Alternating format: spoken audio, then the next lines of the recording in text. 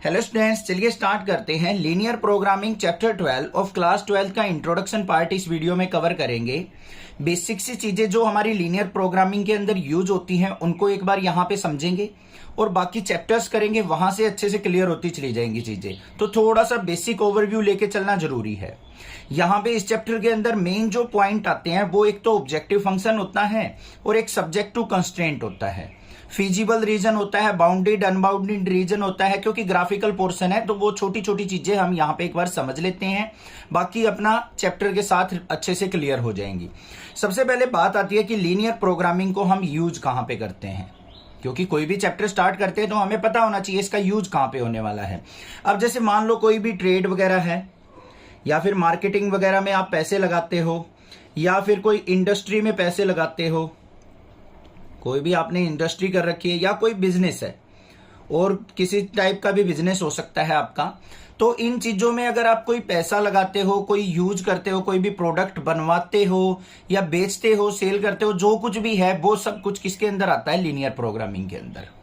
ठीक है, इसके अंदर सबसे पहली जो चीज आती है बच्चों वो आती है ऑब्जेक्टिव फंक्शन। मोस्ट इंपॉर्टेंट चीज है ये ऑब्जेक्टिव फंक्शन। और इस ऑब्जेक्टिव फंक्शन को आप किस तरीके से लिखोगे? ऐसे लिखा मिलेगा आपको, z is equal to a x plus b Y.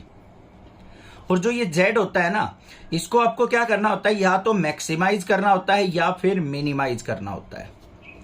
अब देखो, बिजनेस से रिलेटेड अगर बात करें, अगर आप बिजनेस कर रहे हो तो मैक्सिमाइज किस चीज को करना चाहोगे और मिनिमाइज किस चीज को करना चाहोगे? बस ये माइंड में सोचो अपने। मैक्सिमाइज किसको करना चाहोगे? प्रॉफिट को, कि बिजनेस किया है तो मैक्सिमम से मैक्सिमम प्रॉफिट हम कमा सकें। मिनिमाइज किसको करना चाहोगे? अपनी कॉस्ट को, कॉस्ट ऑफ प्रोडक्शन को। अब कोई भी चीज बना रहे हो, मान लो आपने एक पेन का बिजनेस किया, आप इस पेन को बना रहे हो बच्चों।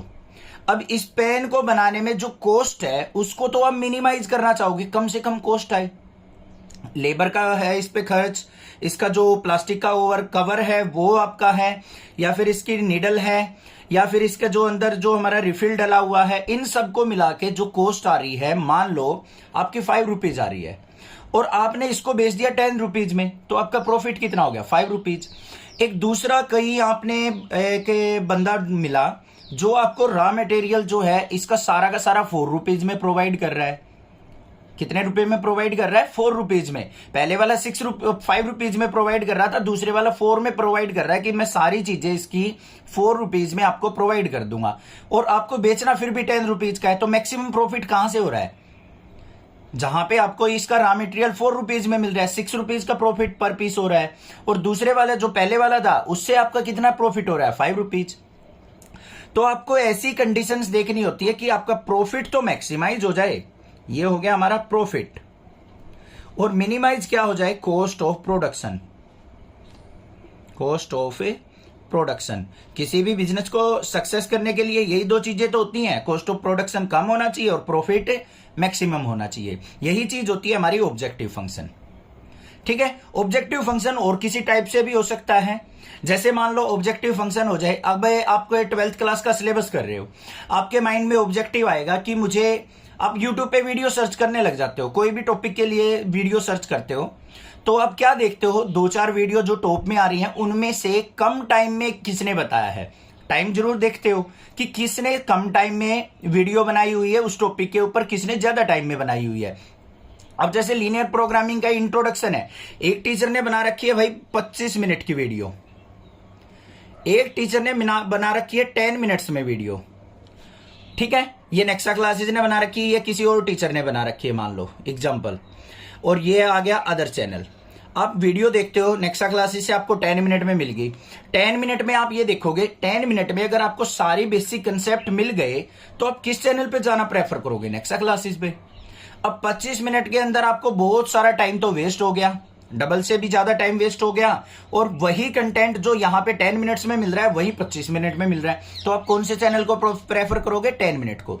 यही हो गया ऑब्जेक्टिव। मतलब कम टाइम में ज्यादा नॉलेज कहां से मिल रही है? समझ में आ गई ना बात?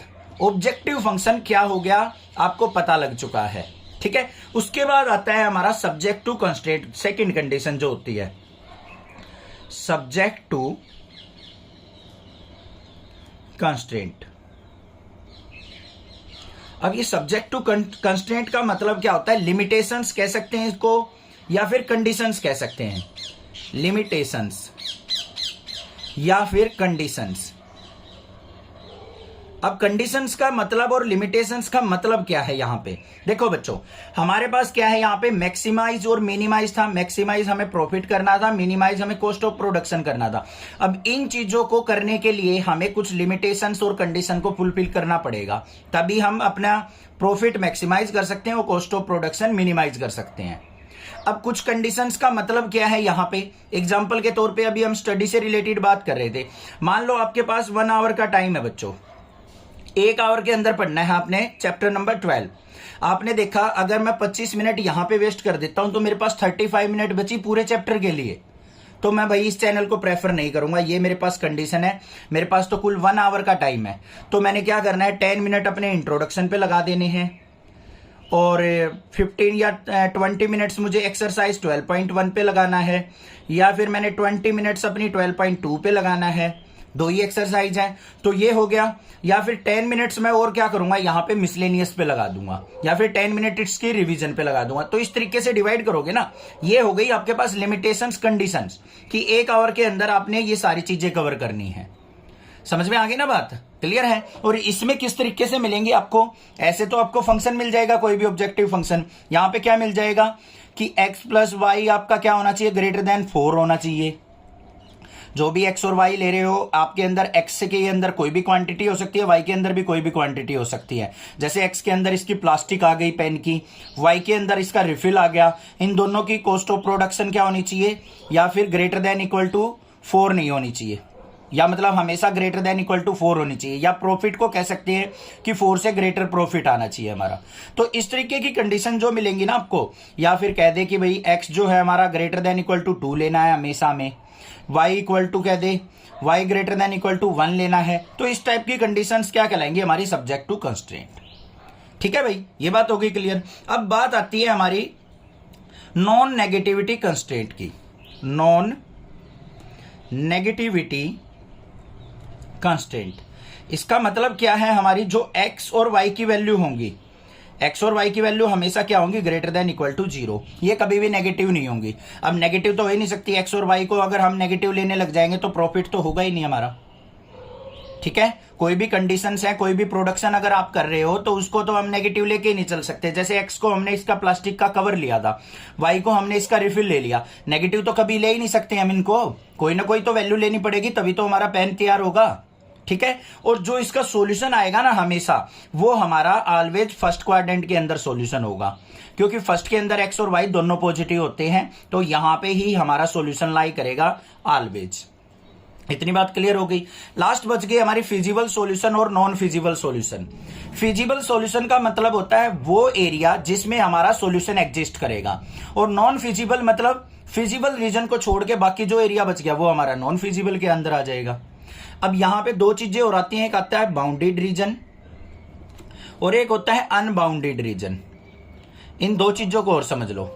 अब कोई भी आप ग्राफ बनाओगे, इस फर्स्ट क्वाड्रेंट के अंदर तैयार होगा हमारा, मान लो ये आ गई आपके पास लाइन और ग्राफ आ गया ये वाला, तो ये हो गया हमारा बाउंडेड रीजन। मतलब एक्स एक्सिस वाई एक्सिस के बीच में और लाइन के बीच का एरिया आ गया, और यहां पे आपके पॉइंट आ गए, इन पॉइंट के बीच का एरिया जो कहलाएगा हमारा, ये क्या हो जाएगा? Bounded reason. मतलब कवर किया हुआ, बंधा हुआ एरिया जिसकी एक फिक्स वैल्यू होगी। अनबाउंडेड का मतलब क्या होगा? जिसका कोई फिक्स एरिया नहीं होगा। मान लो आपको कह दे कि भाई इस तरीके से है कोई लाइन, एक लाइन ये है, एक लाइन ये है, और इससे ऊपर का रीजन आ गया आपका ये वाला एरिया। ये तो बहुत दूर तक हो सकता है, कहीं तक भी जा सकता है, इनफाइनाइट तक। तो ये एरिया क्या कहलाएगा? हमारा अनबाउंडेड। मतलब ये पॉइंट्स के द्वारा घिरा हुआ नहीं है, इसको हम अनबाउंडेड रीजन कहेंगे। बस ये चीजें चलेंगी चैप्टर के अंदर, बाकी कुछ भी नहीं है। अब हमने मैक्सिमम यहाँ पे 10 मिनट्स तक लिखा था कि भाई लीनियर प्रोग्रामिंग का जो इंट्रोडक्शन है 10 मिनट में कवर करेंगे। हमने नियर अबाउट 10 मिनट में ही कवर कर लिया। मोटी मोटी सी चीजें आपको समझ में आ गई होंगी चैप्टर के अंदर। ऑब्जेक्टिव फंक्शन क्या होगा? कोई भी ऑब्जेक्टिव आपको ये काम करना है, कंडीशंस को ध्यान रखते हुए करना है, तो वो आपकी सब्जेक्ट टू कंस्ट्रेंट हो गई। और ऑलवेज हमारा सॉल्यूशन फर्स्ट क्वाड्रेंट में लाई करेगा। बाउंडेड और अनबाउंडेड रीजन क्या होगा वो आपको बता दिया। फिजिबल और नॉन फिजिबल भी बता दिया आपको। ऑन अनफिजिबल, फिजिबल मतलब हमारी कंडीशंस को फुलफिल करता हुआ रीजन कहलाएगा, और फिजिबल रीजन को हो गया कौन सा होगा, जो हमारी कंडीशंस को फुलफिल नहीं करेगा। तो चैनल को सब्सक्राइब करना आने वाली वीडियोज की नोटिफिकेशन के लिए, और अपने नेक्सा क्लासेस चैनल को सपोर्ट करते रहिए। Thank you students for watching Nexa classes video.